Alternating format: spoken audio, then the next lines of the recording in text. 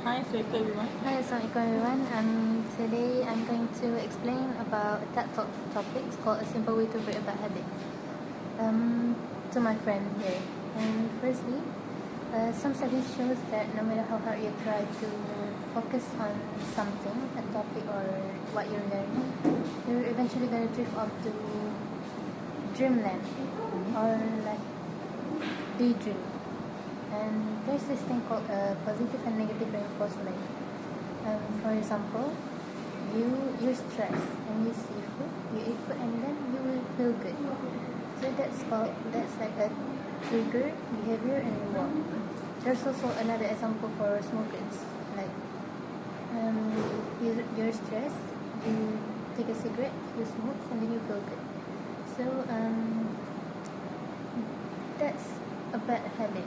And you're alive and trying to survive, and those bad habits makes you kill yourself instead. And how to break the bad habit is, instead of forcing yourself to stop the habit, you should be curious instead.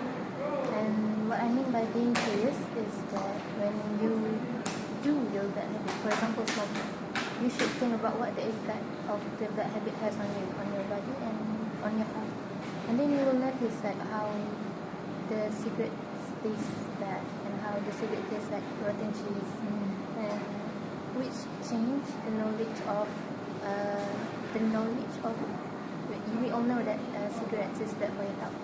That's just a knowledge. And then if you be curious about this, and you're gonna change the knowledge into wisdom, because you understand how bad it is for you. And then there's this part called prefrontal cortex on the front part of the brain here, and it's for cognitive control. It's the part of our brain that tries its hardest to change our behavior. However, it's also the first part of your brain that turns off whenever you got stressed. That's why you can't break your bad habit. Mindfulness training is like one of the, like I said before, instead of forcing yourself, you should be curious about the effects. And that's called mindfulness. That mindfulness training can help you disenchant from the bad habit and make you lose interest of that bad habit. And study also shows that mindfulness training is twice as effective than book level therapy for smokers, because they're not forcing themselves to stop, but instead they see the effects that the cigarettes have on them. So it makes them eventually lose interest in smoking. And that's it. Bye.